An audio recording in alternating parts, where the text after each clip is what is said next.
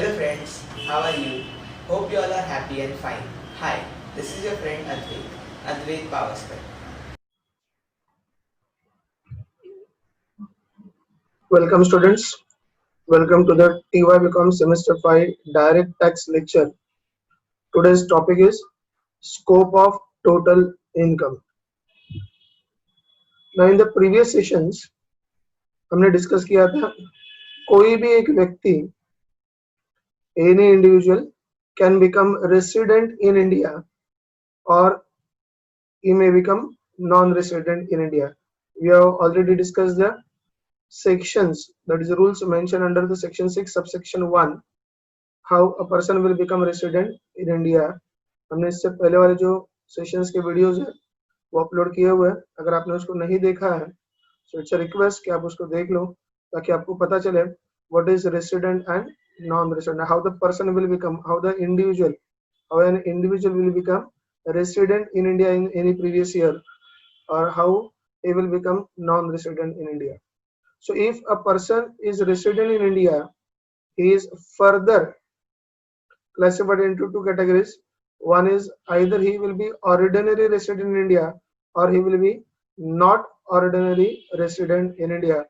For this, the rules under section 6 subsection 6 clause A are applicable. So this already we have discussed in the earlier sessions. So an individual can be resident and ordinary resident in India. An individual can be resident but not ordinary resident in India, or he can be non-resident in India. So we have got the three different status as far as residential status is concerned. This is something which is different than citizenship. ये जो residential status है, that is calculated for income tax purpose. Now we'll see how the income is chargeable according to the different residential status. यहाँ पर हमने heading लिखा residential status and taxability of income. ये तीन residential status है.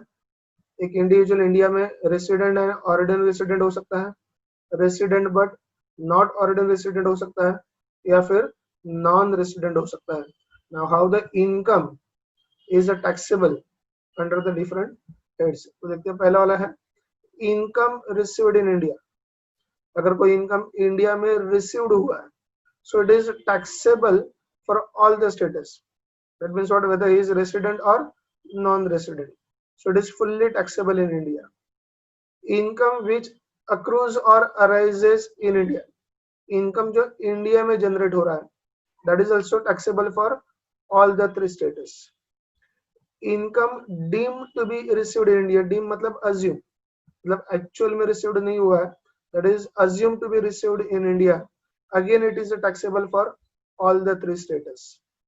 And income deemed to accrue in India, that is income assumed to accrue in India. Assume करे कि वो इंडिया से जनरेट हो रहा है. Again it is taxable for all the three status. Now these first four heads are called as what? Indian income. First four heads are called as what? Indian income. So in that case Indian income is taxable in all the cases. यहाँ पर देख सकते हो last में in India, in India, in India, in India. So all the four heads are Indian income. So Indian incomes are taxable for all the four heads. Last two, fifth and sixth, are foreign income. Fifth वाला देखते क्या है? Income which accrues and arises outside India. Income जो India के बाहर generate हो रहा है from a business control from India. लेकिन जिस बिजनेस से ये जनरेट हो रहा है वो बिजनेस कंट्रोल कहाँ से हो रहा है? इंडिया से हो रहा है, या फिर प्रोफेशन सेटअप इन इंडिया, मतलब प्रोफेशन इंडिया में सेटअप है और इनकम बाहर जनरेट हो रहा है. So in that case for resident and ordinary resident it is fully taxable. Resident but not ordinary resident is fully taxable.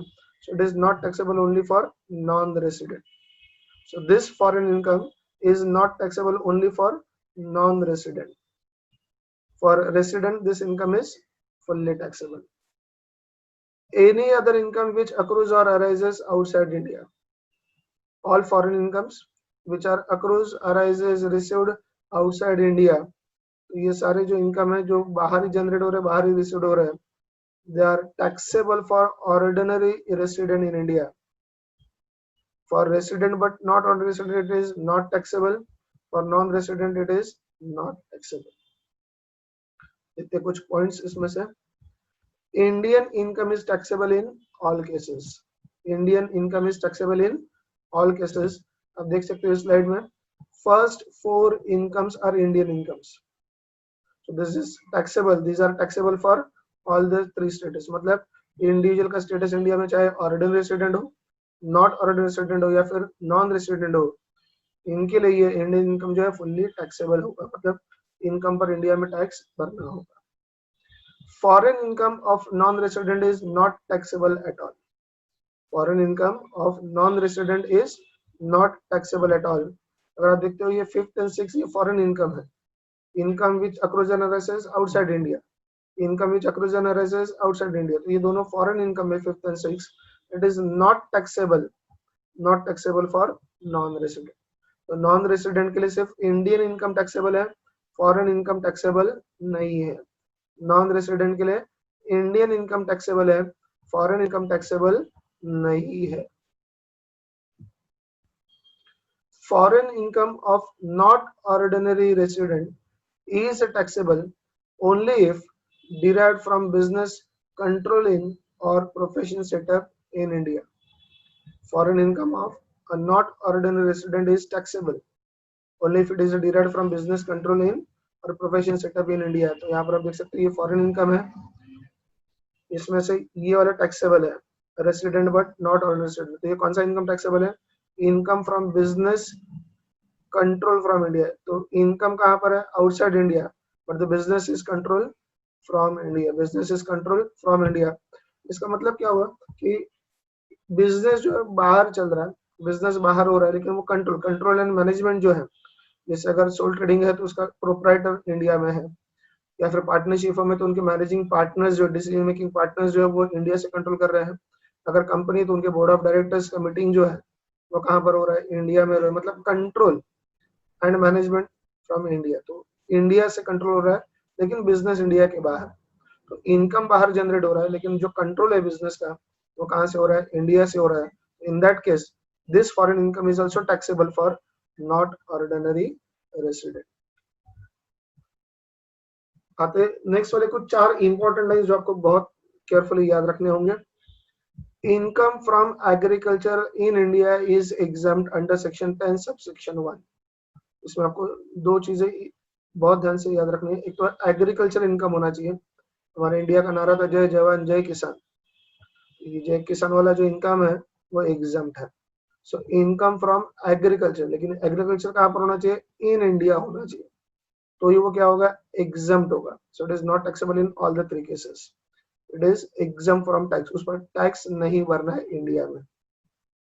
बहुत बार क्वेश्चन में कैसे लिखा होता है? Agriculture in Nepal, agriculture in Sri Lanka, right? तो ये एग्रीकल्चर वर्ड लिखा होता है लेकिन इंडिया वर्ड नहीं होता, वो आउटसाइड इंडिया होता है। So in that case it is taxable. तो कौन से 2 कंडीशन पूरे होने चाहिए? एग्रीकल्चर वर्ड होना चाहिए और इन इंडिया होना चाहिए। Then it is exempt under section 10 subsection 1। next is dividend received by an individual from Indian company, that is domestic companies, is exempt under section 10 subsection 34 up to rupees 10 lakhs। मतलब 10 लाख के ऊपर अगर income मिल रहा है तो इन that case it is taxable at a special rate. अब यहाँ पर आपको भी क्या याद रखना, देखो एक तो वो डिविडेंड होना चाहिए, मतलब इंटरेस्ट नहीं होना चाहिए। It should be dividend. अच्छा, डिविडेंड किससे मिलना चाहिए? इंडियन कंपनी से मिलना चाहिए, डोमेस्टिक कंपनीज। तो इंडियन कंपनी से अगर डिविडेंड मिल रहा है तो इन that case it is exempt, not taxable under section 10 subsection 34। और कहां तक नॉट टैक्सेबल है? 10 lakhs। Above the 10 lakhs it is taxable. अभी एग्जाम में कैसे देते हैं? Dividend received from cooperative society, dividend received from foreign company, ऐसा अगर लिखा होगा इन that case it is taxable. सिर्फ कौन सा एग्जाम्प्ट है? डिविडेंड फ्रॉम इंडियन कंपनीज और डोमेस्टिक कंपनीज, तो वही एग्जाम्प्ट है। अगर क्वेश्चन में लिखा होगा डिविडेंड फ्रॉम फॉरेन कंपनी तो it is taxable. Dividend from cooperative society it is taxable. या फिर ऐसा लिखा होगा interest received from domestic company या फिर इंडियन कंपनीज। अब यहाँ पर इंडियन कंपनी है लेकिन डिविडेंड नहीं है, इंटरेस्ट है, so in that case it is taxable. Next is income from units of mutual fund. तो अगर हमने म्यूचुअल फंड में इन्वेस्टमेंट किया उसके कुछ हमको इनकम मिल रहा है, so that is exempt under section 10 subsection 35, so ये भी टैक्सेबल नहीं है. And important point, after the first occasion of receipt, if money is sent to another place, it is mere remittance of money and not a receipt of income.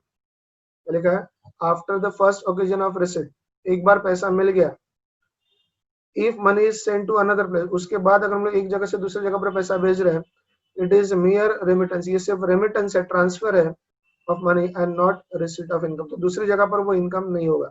से for example अगर कोई USA में काम कर रहा है और उसको वहां पर कुछ इनकम रिसीव्ड हुआ, supposing income received over there is $1,000.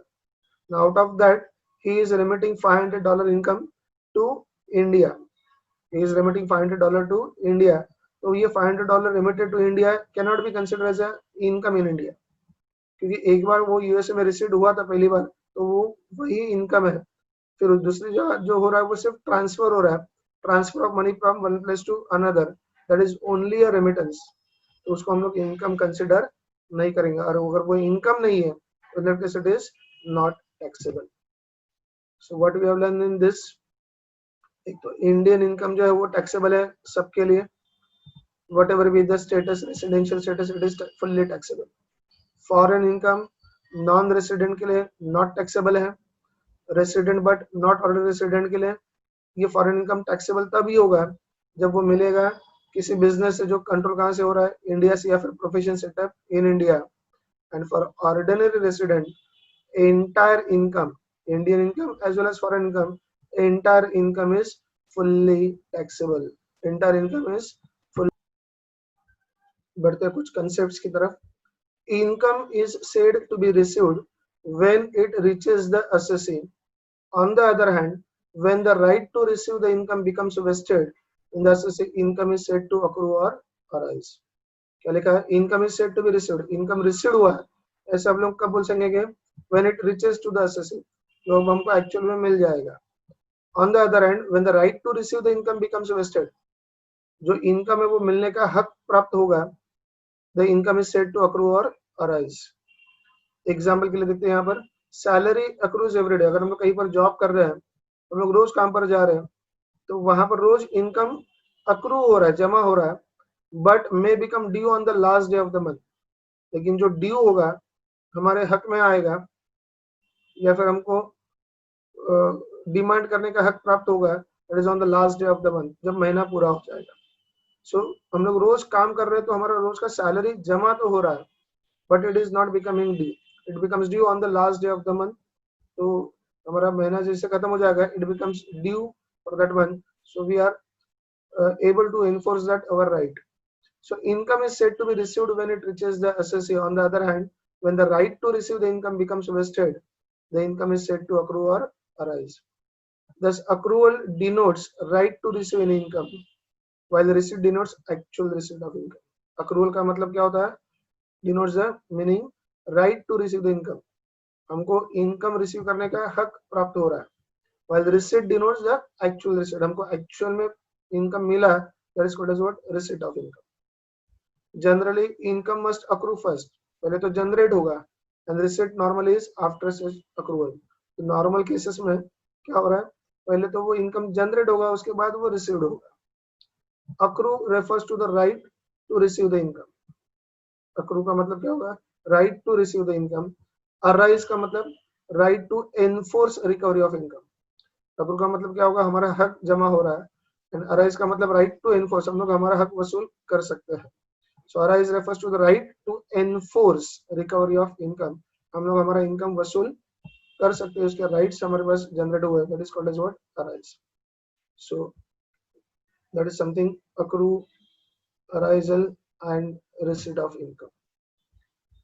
The following incomes shall be deemed to be received in India in the previous year, even in the absence of actual receipt. तो अगर आपने देखा होगा यहाँ पर इस स्लाइड में लिखा था income deemed to be received in India, पहला तो लिखा इनकम रिसीव्ड इन इंडिया. अभी इनकम रिसीव्ड इन इंडिया मतलब हम लोग इंडिया में जॉब कर रहे हैं, हमारा कंपनी इंडियन है, हम इंडियन है, तो हमारा पगार भी जो है वो इंडिया में मिल रहा है, that is income received in India. हमने इंडियन बैंक में पैसा रखा है, एफडी में पैसा रखा, हमको इंटरेस्ट मिल रहा है उस पर, income received in India.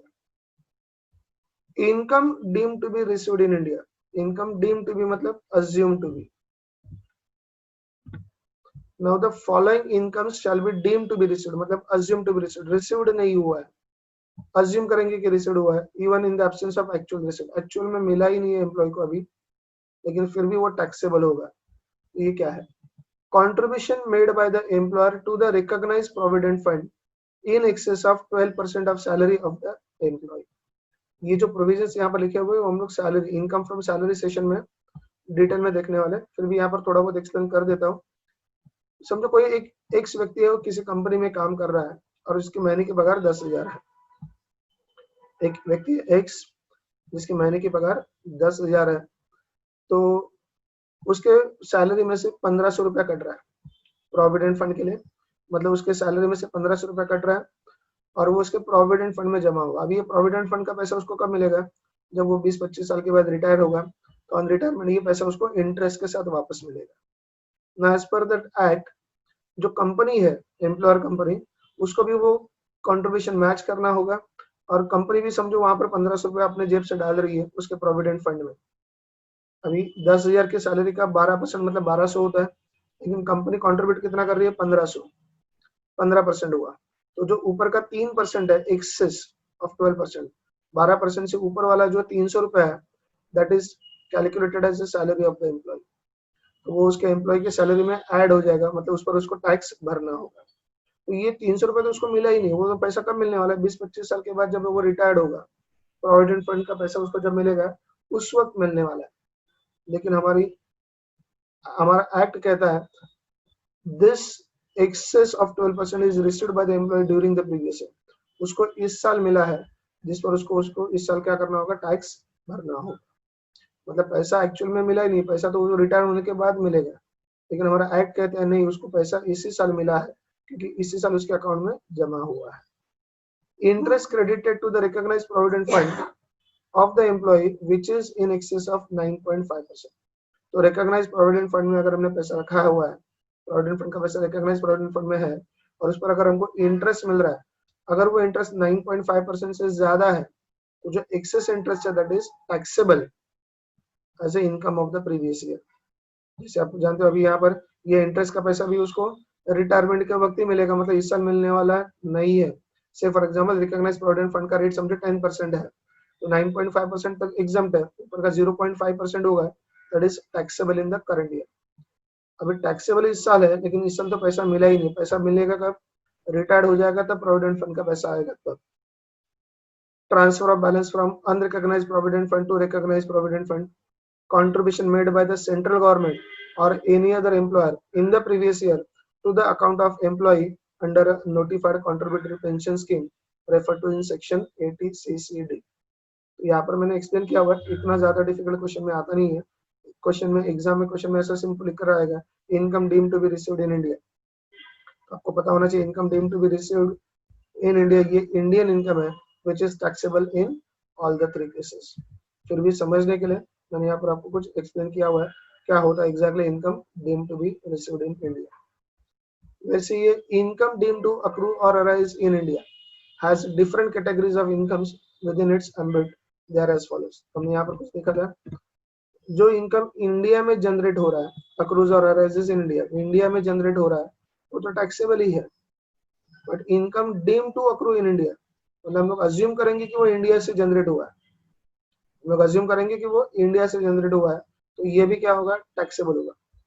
Income which accrues और अराइजेस इन इंडिया, जैसे अगर हमने समझो इंडियन बैंक में जाकर इंडियन ब्रांच में पैसा रखा है, तो हमारा जो इंटरेस्ट देने वाली बैंक है वो इंडियन है, तो वो इनकम कहाँ पर जनरेट हो रहा है? इंडिया में जनरेट हो रहा है. हम लोग इंडियन कंपनी में इंडिया में काम कर रहे हैं, समझो we are working in Mumbai, किसी कंपनी में इंडियन कंपनी में काम कर रहे हैं मुंबई में, तो हमारा जो सैलरी जनरेट हो रहा है, अराइज हो रहा है, अक्रूज हो रहा है, वो कहाँ पर है? मुंबई में, मतलब इन इंडिया है, वो एक्चुअल में इंडिया में अराइज हो रहा है. यहाँ पर लिखा income deem to accrue that is assume to accrue in India. Assume करेंगे कि वो इंडिया में अक्रू हो रहा है. तो ऐसे क्या क्या केसेस है? तो पहला है any income accruing or arising to an assessee in any place outside India. Income accruing or arising to assessee in a place outside India, कहाँ पर जनरेट हो रहा है? इंडिया के बाहर, वेदर डायरेक्टली और इनडायरेक्टली, थ्रू और from any business connection in India. Business का कनेक्शन कहाँ पर है? इंडिया में है। थ्रू और from any property in India, अगर इंडिया में प्रॉपर्टी है उसका इनकम बाहर जनरेट हो रहा है तो भी वो क्या होगा? That is income deemed to be accrue or arise in India through or from any asset or source of income in India, कोई asset इंडिया में या फिर source of income इंडिया में है, through the transfer of any capital asset in India। इसका एक example देता हूँ। Supposing mister A and mister B ये दोनों यूएसए में रहते हैं। मिस्टर ए ने अपना प्रॉपर्टी मिस्टर बी को यूएसए में बेचा, मतलब डीलिंग कहाँ पर पूरा हुआ? यूएसए में। लेकिन मिस्टर ए ने जो प्रॉपर्टी बेचा वो प्रॉपर्टी दिल्ली का था। प्रॉपर्टी जो है वो कहाँ का है? दिल्ली का है। सो प्रॉपर्टी जो है वो दिल्ली में, मतलब इंडिया में है। डीलिंग भले ही यूएसए में हो रहा है, सेटलमेंट भले ही यूएसए में हो रहा है, लेकिन वो उससे कनेक्शन रखता है जो प्रॉपर्टी इंडिया में है। ये वाला डी वाला आ गया, through the transfer of any capital asset in India. तो यहाँ पर भले ही वो ट्रांजैक्शन इंडिया के बाहर हुआ है, भले वो सेटलमेंट इंडिया के बाहर हुआ है, लेकिन वो उस प्रॉपर्टी का हुआ है जो प्रॉपर्टी कहाँ पर है? इंडिया में है। And therefore this is income deemed to accrue or arise in India। वैसे अगर हमने इंडिया का कोई प्रॉपर्टी भाड़े से दिया है, भाड़े से देने वाला और भाड़े से लेने वाला, landlord and tenant, supposing both are staying outside India, जैसे समझो ए एंड बी दोनों यूके में रहते हैं।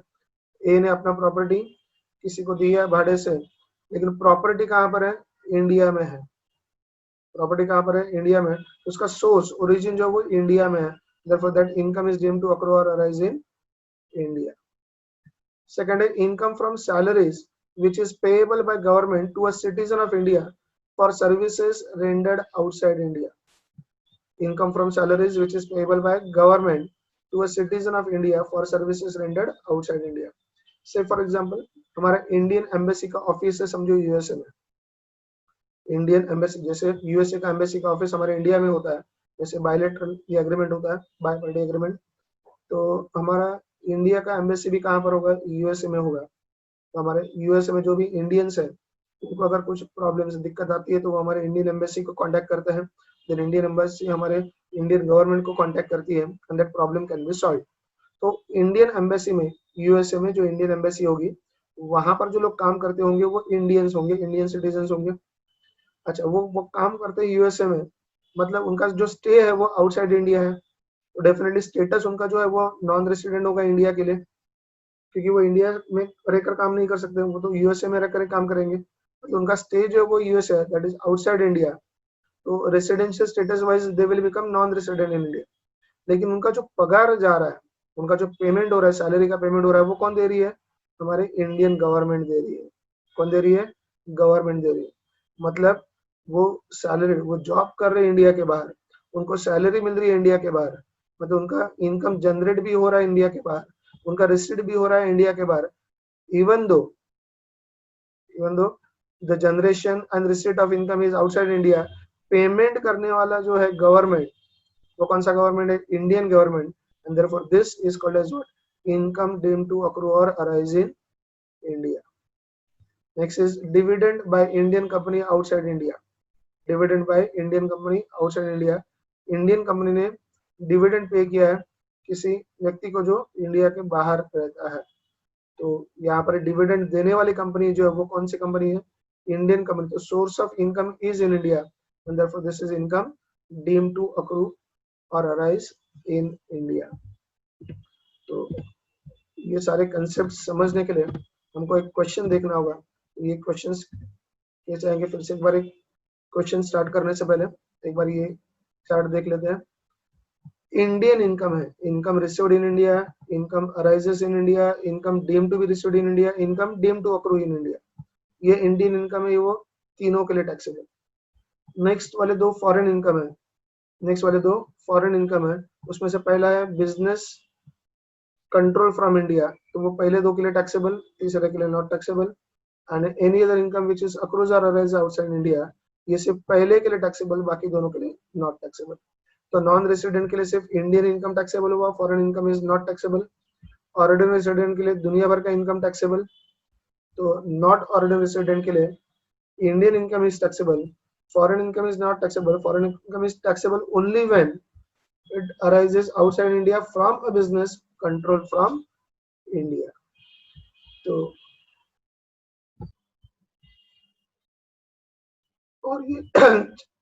four things you should remember.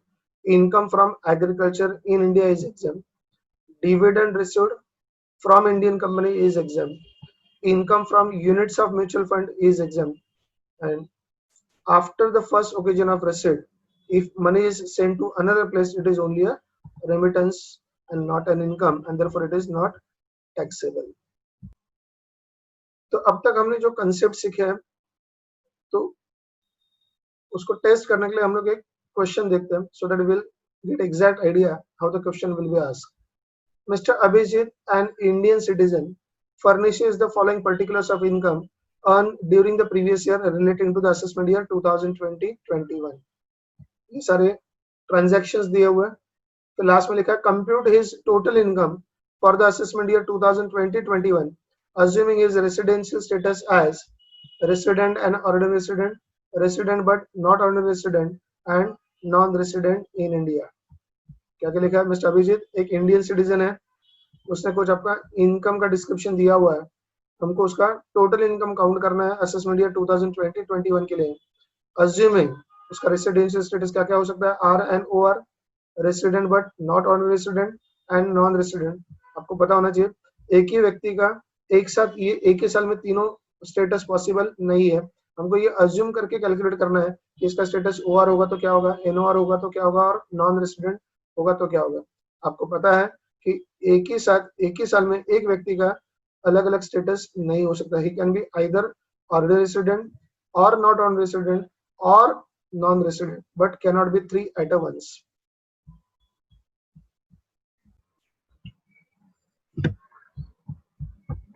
So Mr. Abhijit is the name of assessee. Assessment year है 2020-21. Previous year होगा 1920 and is an individual. तो हमारे आंसर के लिए पहला line name of the assessee Mr. Abhijit. As per legal status he is an individual. हम लोग income calculate कर रहे हैं for the assessment year 2020-21 and previous year 1920. तो first transaction professional fees received in India. अगर आप इस line में देखोगे तो it is received in India. So professional fees received in India. Nature of income, income received in India मतलब ये Indian income होगा. सो it is taxable in all the three cases. मतलब it is taxable even if it is ordinary resident, even if it is not ordinary resident, and even if he is non-resident. So it is an Indian income taxable in all the three cases. Income earned in India but received in Rome, rupees 12,000. Income received हुआ है outside India, Rome में, लेकिन earn generate कहाँ पर हुआ है? India से हुआ है. So income earned in India but received in Rome. Income arises in India. ये Indian income हुआ, and if it is Indian income, it is taxable in all the three cases. So it is taxable for ordinary resident, not ordinary resident, and non-resident. Next is given dividend on shares of Indian companies. Dividend on shares of Indian companies received in India 6,000, received abroad 7,000. अब ये received कहीं पर भी होने दो, dividend किसका है? Indian companies का है. डिविडेंड मिल रहा है वो किससे मिल रहा है? इंडियन कंपनी से मिल रहा है. डिविडेंड इंडियन कंपनी से मिल रहा है, that means it is exempt even though it is received in India or received abroad. So dividend on shares of Indian companies, it is totally exempt under section 10 subsection 34. आपको पता है it is exempt up to 10 lakhs. यहाँ पर सिर्फ 6,000 और 7,000 ही है. So received in India, received abroad, ये दोनों के दोनों क्या होंगे? exempt होंगे. So that is not taxable in all the three cases. वो तीनों के लिए taxable नहीं होंगे. Next is salary earned and received in Paris. Generate भी बाहर हुआ है, रिसीव्ड भी बाहर हुआ है पेरिस में, इन फ्रांस. तो यहाँ पर ये 14,000 जो इनकम है ये फॉरेन इनकम है. ये कौन सा इनकम है? Foreign income. So salary earn and received in Paris, that is foreign income. तो foreign income is taxable only for ordinary resident. बाकी दोनों के लिए, non ordinary resident and non resident के लिए it is not taxable. Income from agriculture in Nepal 15,000. Agriculture है लेकिन India नहीं है। एग्रीकल्चर इन इंडिया होता तो एग्जम्प्ट होता, तीनों के लिए टैक्सेबल नहीं होता, but this is agriculture in Nepal, मतलब ये फॉरेन इनकम हुआ, this is foreign income. So income from agriculture in Nepal, that is a foreign income. So foreign income is taxable only for ordinary resident, बाकी दोनों के लिए ये क्या नहीं होगा, टैक्सेबल नहीं होगा। सो it is not taxable for not ordinary resident, it is not taxable for non resident. Now income from business in UK, that is United kingdom outside India, control from India, लेकिन business कहां से control हो रहा है, India से हो रहा है, 16,000। तो ये भी फॉरेन इनकम है, लेकिन ये फॉरेन इनकम ऐसे बिजनेस है जो बिजनेस कहां से कंट्रोल हो रहा है, इंडिया से, तो it is taxable for resident and not taxable for non resident. So income from business in UK control from India, it is a foreign income. तो ये सिर्फ किसके लिए टैक्सेबल होगा, रेसिडेंट के लिए, मतलब रेसिडेंट चाहे वो ऑर्डिनरी हो चाहे वो नॉट ऑर्डिनरी हो। और किसके लिए टैक्सेबल नहीं होगा, नॉन रेसिडेंट के लिए टैक्सेबल नहीं होगा। Then after that we have to calculate total.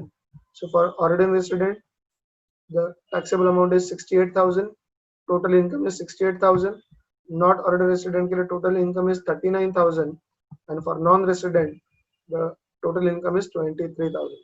So from this example you will understand कि income वही है, लेकिन अगर residential status change होता है तो taxability of income will get different. तो income यही है, समझिए transactions यही है, अगर status है resident and ordinary resident तो it is heavily tax, मतलब यहाँ पर 68,000 जो इनकम है वो इनकम टैक्सेबल इनकम के लिए काउंट होगा। और वही अगर नॉन रेसिडेंट स्टेटस है तो इंडियन इनकम सिर्फ टैक्सेबल है, नॉट फॉरेन इनकम टैक्सेबल नहीं है, तो इनकम काउंटेड इज ओनली 23,000। तो हमारे टैक्सेबल इनकम के इनकम में काउंट कितना होगा, सिर्फ 23,000 will be the total income, and for not non resident is totally different 39,000। तो यहाँ पर हमने क्या देखा था कि जो इंडियन इनकम है that is taxable for all the three cases, जो फॉरेन इनकम है वो नॉन रेसिडेंट के लिए तो टैक्सेबल ही नहीं है, जो फॉरेन इनकम है वो नॉट ऑर्डिनरी रेसिडेंट के लिए तभी टैक्सेबल है when the business is controlled from India, and for ordinary resident entire world income is fully taxable in his hands. ये था हमारा theory discussion along with one question. We will solve more questions in our coming sessions. Thank you very much. Hope you have understood the concept and the topic very well.